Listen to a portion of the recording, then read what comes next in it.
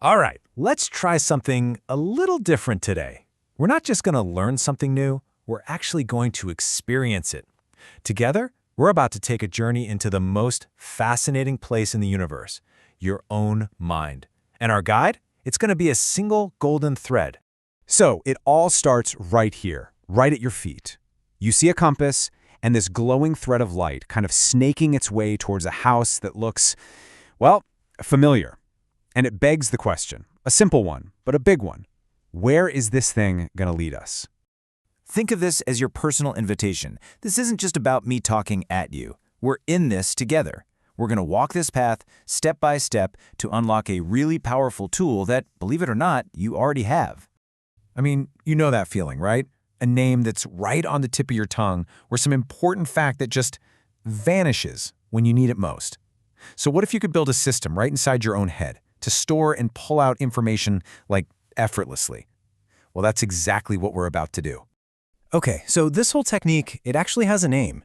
It's called a memory journey, and it's an ancient idea, but it's incredibly powerful. The whole secret is to take a route you know by heart, like, say, the walk from the street to your front door, and use specific spots along that path as mental hooks for information. So, you know what? Let's just build one, right now. Okay, you ready? Let's actually do this. Just imagine you're standing on that street from the first picture.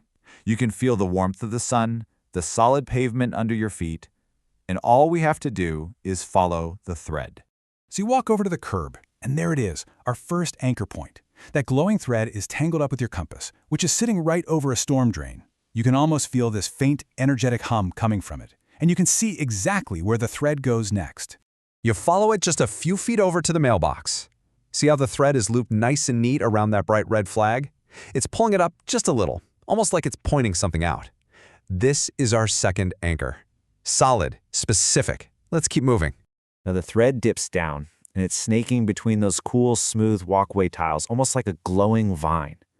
And it leads your eye right to that little potted plant, just brimming with life. Another perfect, totally distinct spot for a memory. From the plant, the thread just stretches over to the gate. It's wrapped gently around one single heart-shaped leaf, kind of tugging it towards the cool, solid iron of the gate latch. You can almost feel that contrast in textures, right? The soft leaf and the hard metal. That's our fourth anchor. Okay, so we've made it to the gate. Now we're on the final approach, right up to the door itself. Every single step is getting us closer, and each spot we've picked is another strong link in our memory chain. And hey, check this out. This is a great example of how you can link spots together. The thread is knotted right on the door's security latch. See that little spark of light where it's tied? And from there, it stretches over to the doorbell, which is glowing with this soft, pulsing rhythm. So you've got two anchors, bam, bam, right next to each other, the latch and the doorbell.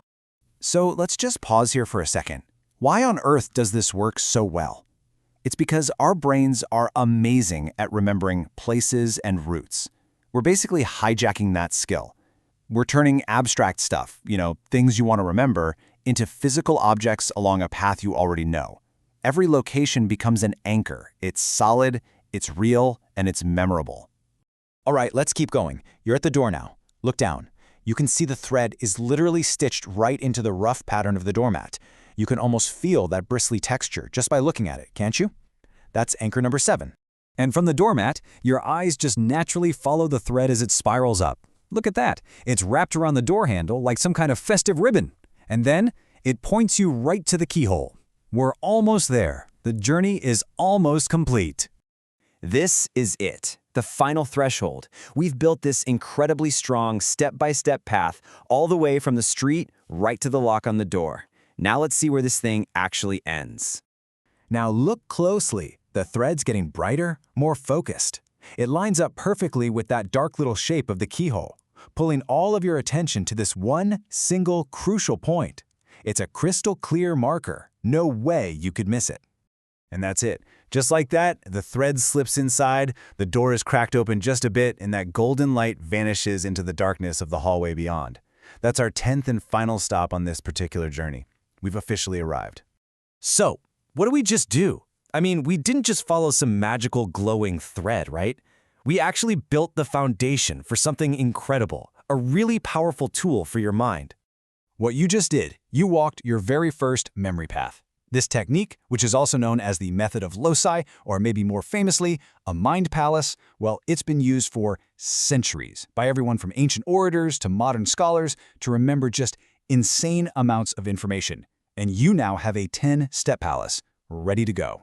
And the best part is how simple it is to actually use.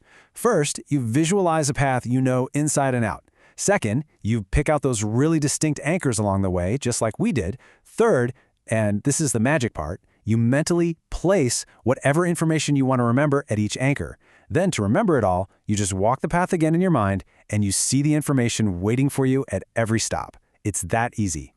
You know, the path we built today is really just the beginning. The drain, the mailbox, the doormat, they're all just waiting there. The thread has slipped inside the door, basically inviting you to build the next room, and then the next hallway, and the next level of your very own mind palace.